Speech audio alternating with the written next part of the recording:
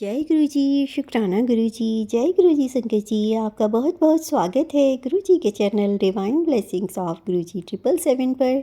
यहाँ आपको सुनाए जाते हैं गुरु जी की महिमा भरे ब्लेसिंग भरे शुक्राना सत्संग, जो कि आप ही संगत परिवार के द्वारा भेजे जाते हैं और जिन्हें मैं जल्द से जल्द अपलोड करके सभी संगत परिवार तक पहुँचाने की पूरी कोशिश करती हूँ।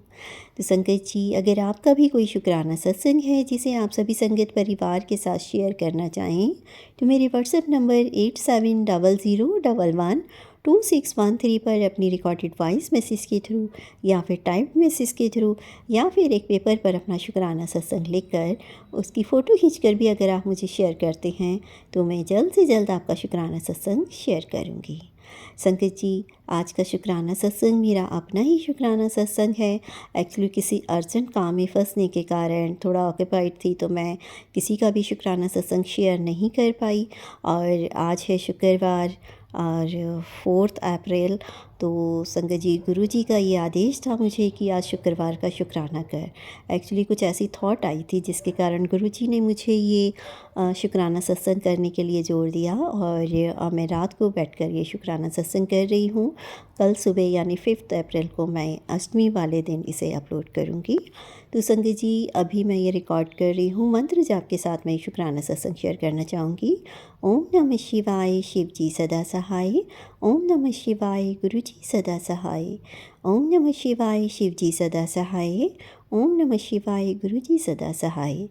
संगत जी, मैं गुरु जी का शुक्राना करना चाहूँगी कि गुरु जी ने मुझे नवरात्रों के दिनों में और छतरपुर कात्यायनी मंदिर जाने का अवसर दिया। और गुरु जी का वैसे तो मैसेज भी आया था कि मैं तुझे तीर्थ यात्रा ब्लेस कर रहा हूँ, और मैंने सोचा कि तबीयत भी थोड़ा ठीक नहीं चल रही है, शेड्यूल भी बिज़ी है, तो मैं कैसे किसी तीर्थ यात्रा पर जा पाऊँगी। लेकिन संगत जी, ज़रूरी तो नहीं होता कि तीर्थ यात्रा यानी कोई बड़ी ही यात्रा की जाए।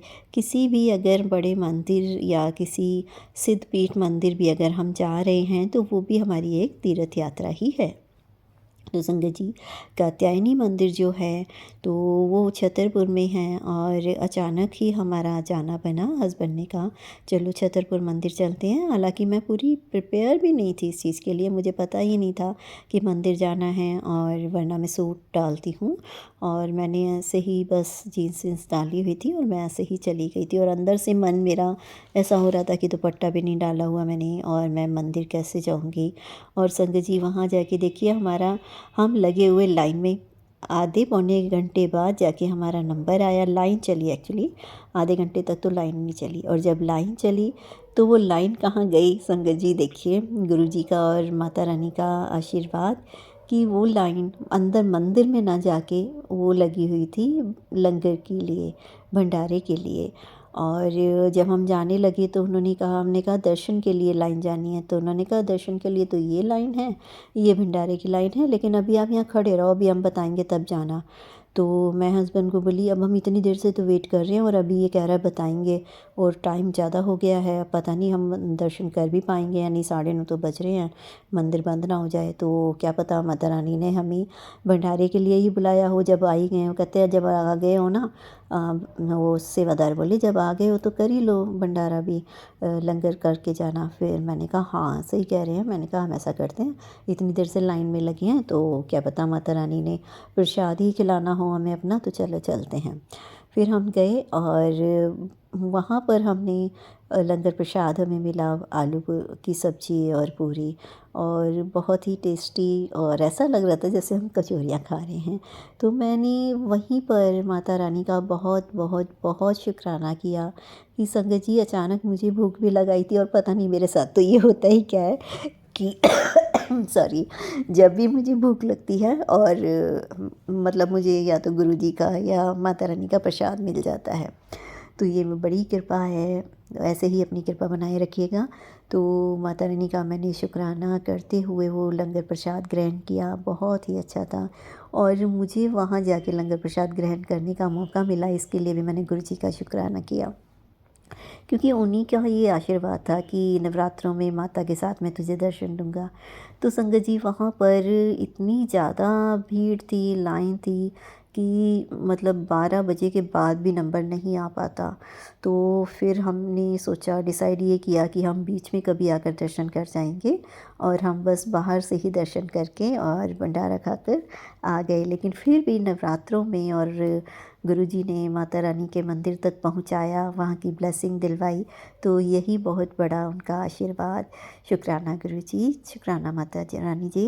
और संगत जी, एक आज का है कि आज सुबह भी अ, अचानक से हस्बैंड ने कहा कि मंदिर चलना है। मैंने कहा अब कौन से मंदिर चलना है? उन्होंने कहा यहीं हमारे यहाँ सोसाइटी के पास में ही एक मंदिर है, तो हम लोग वहाँ गए। और वहाँ राम कथा चल रही है एक्चुअली, और वो मुझे पता नहीं था कि 9 दिनों के लिए यहाँ पर राम कथा का वो प्रवचन चल रहा है।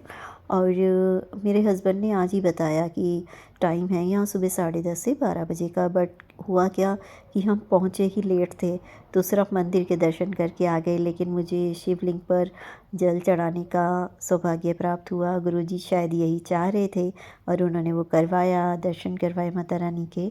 और इससे मुझे ब्लेसिंग मिली जो उनकी, तो मुझे बहुत अच्छा लगा। और आज सारा दिन मुझे अंदर से एक पॉजिटिविटी मिली। संगत जी, एक चीज़ मैं और कहूँगी, आज कुछ ऐसा हुआ कि जैसे होता है ना ऑनलाइन के चक्कर में कुछ थोड़ा फ्रॉड टाइप इस तरह का।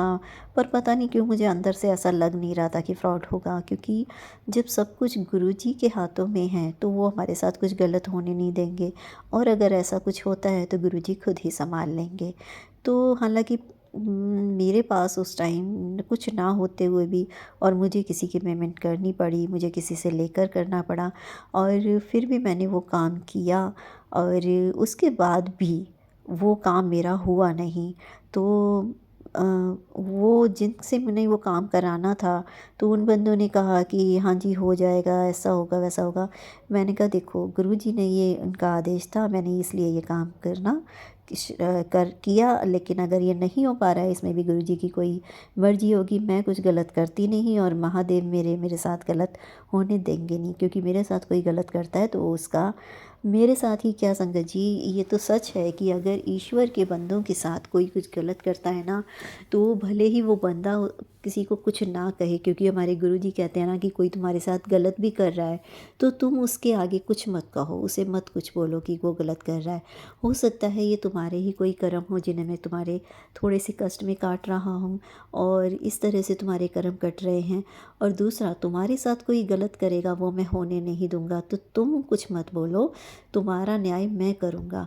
तो संगत जी, मैं भी यही सोचकर मैंने बस उनको कहा कि देखो, मैंने अपनी तरफ से अपना काम कर दिया है, अब अगर तुम्हें करना है तो करो, वरना गुरुजी अपने आप देख लेंगे। मैंने तो उस भरोसे पे ये काम किया है, अगर तुम करते हो तो सही है, और अगर नहीं भी करते तो अपने आप ही तुम्हारा न्याय होगा।